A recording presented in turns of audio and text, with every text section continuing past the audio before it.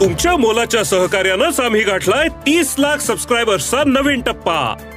तुमच्या कामाची प्रत्येक बातमी साम टीव्हीच्या डिजिटल प्लॅटफॉर्मवर आजच लाईक, शेअर आणि फॉलो करा।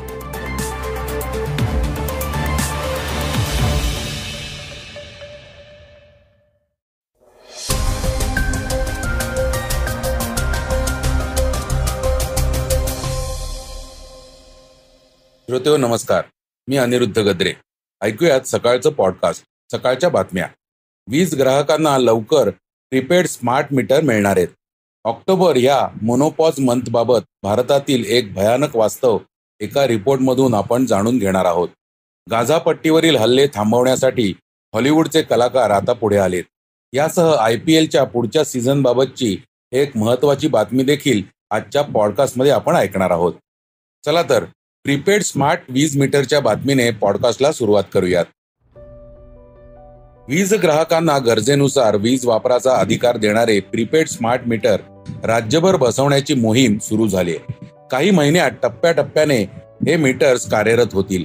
उपमुख्यमंत्री तथा ऊर्जा मंत्री देवेंद्र फडणवीस यांनी वीज ग्राहकांना दर्जेदार, गुणवत्तापूर्ण आणि ग्राहकाभिमुख सेवा देण्याची सूचना केली आहे। त्यासाठी ग्राहकांना विजेच्या खर्चावर संपूर्ण नियंत्रणाचा अधिकार देणारं प्रीपेड स्मार्ट मीटर बसवण्याचं महत्त्वाचं पाऊल महावितरणनं उचललंय। राज्यातील महावितरणच्या 2,41,00,000 ग्राहकांचं सध्याचं पारंपरिक मीटर बदलण्यात येणार आहे। त्याऐवजी प्रीपेड स्मार्ट मीटर बसवण्यात येणार आहेत। स्मार्ट मीटर बसवल्यावर वीज ग्राहक मोबाईल फोन प्रमाणे विजेसाठी पैसे भरून वीज वापरतील। यामुळे विजेसाठी किती खर्च करायचा हे ग्राहकांना निश्चित करता येईल। या मीटरमुळे ग्राहकाने किती वीज वापरली याची माहिती त्याला नियमितपणे मोबाईल फोनवर मिळू शकणार आहे। त्यामुळे ॲडव्हान्स पैसे भरलेल्यापैकी किती शिल्लक आहेत आणि आर्थिक नियोजनानुसार विजेचा वापर किती करायचा हे सुद्धा ग्राहकांना कळू शकणार आहे। विशेष म्हणजे ग्राहकांना नवे प्रीपेड स्मार्ट मीटर मोफत मिळणार आहेत। या मीटरचा खर्च केंद्र सरकारकडून मिळालेल्या अनुदानातून तसंच महावितरणतर्फे करण्यात येणार आहे। सध्याच्या पद्धतीत वीज ग्राहकांनी वीज वापरल्यानंतर दरमहा त्यांच्या मीटरचं रीडिंग घेतलं जातं आणि त्यानुसार बिल तयार केलं जातं। सध्या ग्राहकाने जर नेहमीपेक्षा जास्त वीज वापरली तर त्याचं बिलही अधिक येतं आणि त्यामुळे त्याचं आर्थिक नियोजन कोलमडतं। वीज वापरली असल्याने त्याचं बिल भरण्याशिवाय ग्राहकाकडे पर्याय नसतो। पण नव्या प्रीपेड स्मार्ट मीटरच्या बाबतीत वीज ग्राहक आधी पैसे भरून तेवढ्याच रकमेची वीज वापरणार असल्याने ग्राहकांना नियोजन करून विजेवरील खर्च पूर्णपणे नियंत्रणात ठेवता येईल। प्रीपेड स्मार्ट मीटरमध्ये ग्राहकाने भरलेले पैसे संपले की वीज पुरवठा खंडित होईल। पण ग्राहकांना त्यांच्या मोबाईलवर वीज वापर आधीच माहिती झाल्यामुळे तसेच किती पैसे उरले आहेत हे सुद्धा माहीत झाल्यामुळे नव्याने पैसे भरणं सुलभ होईल। यामध्ये घर बसल्या मोबाईलवरून ऑनलाईन पेमेंटची सुविधा आहे। यामध्ये ग्राहकाचे पैसे संपत आल्यावर त्याला मोबाईलवर मेसेज पाठवण्याची व्यवस्था देखील यात आहे। एखाद्या ग्राहकाने विजेसाठी भरलेले पैसे मध्यरात्री संपले तर अचानक रात्री वीज पुरवठा बंद होणार नाही। सायंकाळी 6 ते सकाळी 10 या वेळेत पैसे संपले तरी वीज पुरवठा सुरू राहील। संबंधित ग्राहकाने दुसऱ्या दिवशी सकाळी 10 पर्यंत पैसे भरून वीज पुरवठा सुरू ठेवता येईल। तसंच त्यामधून वापरलेल्या विजेचे पैसे आपोआप वजा होतील। अशी स्मार्ट सुविधा या मीटरमध्ये करण्यात आली आहे। यानंतर भारताच्या महत्वाकांक्षी गगनयान मोहिमेबाबतची बातमी ऐकूयात। गगनयान मिशनचं पहिलीच चाचणी उड्डाण आज प्रक्षेपित करण्यात आलं। प्रक्षेपणापूर्वी यानामध्ये काहीतरी तांत्रिक बिघाडामुळे निश्चित वेळेपूर्वी 5 सेकंद आधी ते थांबवलं गेलं। पण नंतर पुन्हा बिघाड दुरुस्त झाल्यानंतर या यानानं आकाशात झेप घेतली। आता या पहिल्याच चाचणी उड्डाणानंतर आणखी 3 चाचणी उड्डाणं D2, D3 आणि D4 केली जाणार आहेत। ही चाचणी उड्डाणं इस्रोसाठी खूपच महत्वाची आहेत, कारण यावरच मानवाला अवकाशात घेऊन जाणाऱ्या पुढच्या मुख्य मोहिमेचं नियोजन केलं जाणार आहे। हे महत्वाकांक्षी गगनयान मिशन यशस्वी झाल्यास त्यामुळे भारतीय अंतराळवीरांना अवकाशात अभ्यास करण्याची संधी मिळेल। हे मिशन भारताला अंतराळ संशोधन क्षेत्रातील तांत्रिक विकासासाठी चांगली दिशा देऊ शकतं। गगनयान मोहिमेचं ध्येय जाणून घ्या। सन 2025 मध्ये ही गगनयान मोहीम लॉन्च केली जाणार आहे। 3 दिवसांच्या या कार्यक्रमात 400 किलोमीटर उंचीवर यानासोबत अंतराळवीराला पाठवण्यात येणार आहे। पृथ्वीच्या खालच्या कक्षेत हे यान पाठवून ते पुन्हा सुरक्षितपणे पृथ्वीवर उतरवणं हे गगनयान मिशनचं उद्दिष्ट आहे. यानंतर क्रू मॉड्यूल समुद्रात सुरक्षितपणे उतरवलं जाईल. ही मोहीम यशस्वी झाल्यास अमेरिका, चीन आणि रशियानंतर माणूस अंतराळात पाठवून सुरक्षित पृथ्वीवर आणणारा भारत चौथा देश ठरेल. गगनयान मिशनसाठी अंदाजे 90.23 अब्ज रुपयांची तरतूद करण्यात आली आहे. महत्वाचं म्हणजे गगनयान मिशन चांद्रयान-3 पेक्षा 14 पट जास्त महाग असू शकतं. गगनयान मिशनसाठी सुमारे 9,023 कोटी रुपये खर्च अपेक्षित आहे, तर चांद्रयान-3 साठी 650 कोटी रुपये खर्च झाला होता. तसंच आदित्य L1 मिशनचं बजेट 400 कोटी रुपये इतकं होतं. आता मोनोपॉज मंथ बाबत एक विशेष बातमी ऐकूयात. मोनोपॉज किंवा रजोनिवृत्ती हा काळ प्रत्येक महिलेसाठी कठीण असतो. या टप्प्यातून प्रत्येक महिलेला जावंच लागतं. पण एखाद्या वर्किंग वुमनसाठी हा प्रकार खूपच त्रासदायक ठरतो. भारतात नोकरी करणाऱ्या महिलांसाठी या काळात सुट्ट्या मिळत नाहीत, त्यामुळे त्याचा त्यांच्या आरोग्यावर गंभीर परिणाम होऊ शकतो. याच संदर्भात इतर देशांशी आपण तुलनात्मक स्वरूपात नियमांबाबत जाणून घेणार आहोत. ऑक्टोबर महिना हा जागतिक रजोनिवृत्ती महिना म्हणून जगभरात पाळला जातो. या पार्श्वभूमीवर हे जाणून घेणं महत्वाचं आहे. मोनोपॉज संदर्भात काही देशातील खासगी कंपन्यांनी धोरणं आखली आहेत. याचा तिथं काम करणाऱ्या महिलांना विशेष फायदे मिळत आहेत. परंतु भारतातील कंपन्यांनी याकडे साफ दुर्लक्ष केल्याचं दिसतंय. वयाच्या 45 ते 50 वर्षाच्या टप्प्यामध्ये रजोनिवृत्तीला सुरुवात होते. रजोनिवृत्ती ही खरं तर एक नैसर्गिक जैविक प्रक्रिया आहे. या स्थितीत महिलांची मासिक पाळीची प्रक्रिया थांबते. तसंच या दरम्यान त्यांना पोटामध्ये मोठ्या प्रमाणावर वेदना होत असतात. याचा नोकरदार महिलांवर गंभीर परिणाम होतो. यामध्ये कंपन्यांमधील मोठ्या पदांवर काम करणाऱ्या महिलाही येतात. या संदर्भात गेल्या वर्षी फार्मा फर्म अबॉटनं मार्केट रिसर्च कंपनी इप्सॉसच्या मदतीनं एक सर्वेक्षण केलं होतं. यातील अभ्यासानुसार 82% महिलांनी रजोनिवृत्तीचा त्यांच्या आरोग्यावर परिणाम होत असल्याचं म्हटलं होतं. तसंच 81% महिलांनी या काळात कामावरही परिणाम होत असल्याचं म्हटलं होतं. या सर्वेक्षणात भारतातील 7 शहरांमधील 1200 महिलांचा समावेश होता.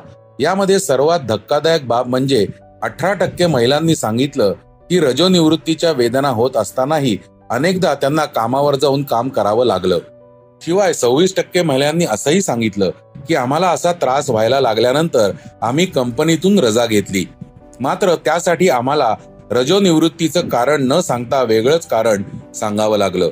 या संदर्भात US आणि UK मधील 2000 नोकरदार महिलांच्या दुसऱ्या एका सर्वेक्षणानुसार 80% महिलांनी रजोनिवृत्तीच्या या लक्षणांचा आमच्या कामावर परिणाम होतो आणि हे आमच्यासाठी आव्हानात्मक असल्याचं सांगितलं.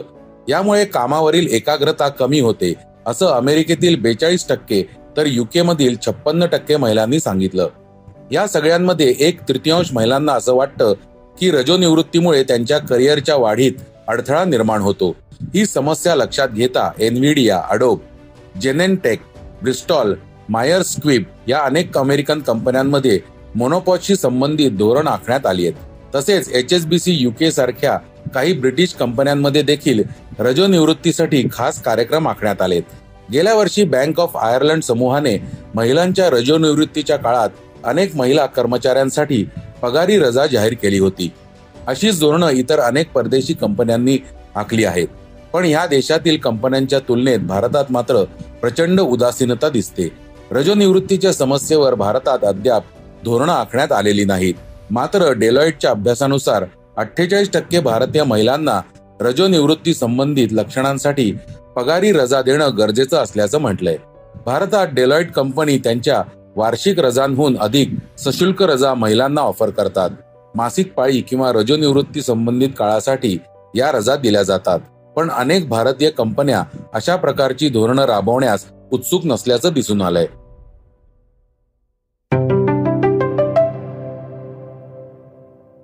प्रकाश आंबेडकरांनी जरांगेंच्या विराट सभांवर भाष्य केलंय. काय म्हणालेत ऐकूयात. मराठा समाजाची परिस्थिती अत्यंत बिकट आहे. त्यामुळे मनोज जरांगेंना मोठा प्रतिसाद मिळतोय. राज्य शासनाने जरांगेंची इमानदारीनं बोलावं, नाहीतर उद्रेक होईल, असं विधान वंचित बहुजन आघाडीचे समन्वयक प्रकाश आंबेडकरांनी केलं आहे. जरांगेंच्या सभेतील खर्चाबाबत सरकारमधील राष्ट्रवादीचे नेते आणि मंत्री छगन भुजबळ यांनी प्रश्न उपस्थित केले होते. अशा प्रकारे सरकारने शंका घेतली तर लोक ऐकणार नाहीत. सरकारने आता फसवाफसवीचं राजकारण थांबवावं, नाहीतर त्यांच्यावरच हे सगळं उलटेल असा सल्लाही आंबेडकरांनी सरकारला दिला. आता राजस्थान विधानसभेची एक बातमी ऐकूयात. राजस्थान विधानसभा निवडणुकीसाठी काँग्रेस आणि भाजपने उमेदवारांच्या याद्या जाहीर केल्या आहेत. यामध्ये काँग्रेसने पहिलीच यादी जाहीर केली असून यात 33 उमेदवारांचा समावेश आहे. यामध्ये मुख्यमंत्री अशोक गेहलोत सदारपुरा तर उपमुख्यमंत्री सचिन पायलट टोंक मतदारसंघातून निवडणूक लढवतील. CP जोशी हे नाथद्वारा, दिव्या मेहरा ओसियान, गोविंद सिंह दोतसारा लाछे मानगड मधून निवडणुकीच्या मैदानात उतरतील. तर दुसरीकडे भाजपकडून राजस्थानसाठी उमेदवारांची दुसरी यादी जाहीर करण्यात आली आहे. यात माजी मुख्यमंत्री वसुंधरा राजेंचा समावेश असून त्या झलारपटन मतदारसंघातून लढणार आहेत. तर राजेंद्र राठोड तरंगपूर, ज्योती मिर्धान नागपूर मधून निवडणूक लढवतील. भाजपच्या दुसऱ्या यादीत 22 उमेदवारांचा समावेश आहे. इस्रायल हमास युद्धावर हॉलिवूडनंही प्रतिक्रिया दिली आहे. ऐकूया. इस्रायल आणि हमासच्या युद्धामुळे आंतरराष्ट्रीय राजकारण ढवळून निघालं आहे. दरम्यान आता हॉलिवूडमधील 50 कलाकारांनी थेट अमेरिकेच्या राष्ट्राध्यक्षांना पत्र लिहून हस्तक्षेप करण्याची विनंती केली आहे. या हॉलिवूडच्या सेलिब्रिटींमध्ये ऑस्कर विजेता Joaquin Phoenix, Cate Blanchett, Jon Stewart, Kristen Stewart, Susan Sarandon, Mahershala Ali, Riz Ahmed या कलाकारांचा समावेश आहे. आता IPL ची एक खास बातमी ऐकूयात. भारतासाठी 2024 हे वर्ष खूप महत्वाचं आहे, कारण हे वर्ष राजकारण आणि क्रिकेटमुळे हॅपनिंग असणार आहे. भारतात एप्रिल किंवा मे महिन्यात लोकसभेची सार्वत्रिक निवडणूक होणार आहे. त्यामुळे IPL चा पुढचा हंगाम सन 2009 प्रमाणे इतर देशात शिफ्ट होण्याची शक्यता निर्माण झाली आहे. पण IPL चे चेअरमन अरुण सिंह ठाकूर मात्र हा हंगाम भारतातच खेळवण्यासाठी प्रयत्नशील आहेत. कारण माध्यमांशी बोलताना त्यांनी सांगितलं, 2024 मधील IPL च्या 16व्या हंगामावर लोकसभा निवडणुकीचा परिणाम होणार नाही. IPL भारतातच खेळवलं जाईल. आज नवरात्रीचा 8वा दिवस, त्यानिमित्त ऐकूया महागौरी देवीच्या महात्म्याविषयी. श्री नमः. प्रथमं शैलपुत्रेति, द्वितीयं ब्रह्मचारिणी, तृतीयं चंद्रघंटेति, कूष्मांडेति, चतुर्थकं पंचमं स्कंदमातेति, षष्ठं कात्यायनीति च, सप्तमं कालरात्रिश्च, महागौरीति चाष्टमं, नवमं सिद्धिदात्री च, नवदुर्गाः प्रकीर्तिताः. नमस्कार, मी नितीन जोशी गुरुजी, पुणे. शारदीय नवरात्र महोत्सव साजरा करताना आपल्याला देवीच्या विविध रूपांची माहिती हवी. यासाठी ओळख नवदुर्गांची या सदरात आज आपण महागौरी या भगवतीच्या स्वरूपाची माहिती पाहूया. श्वेते वृषे समारूढा, श्वेतांबरधरा शुचिः, महागौरी शुभं दद्यात्, महादेव प्रमोददा.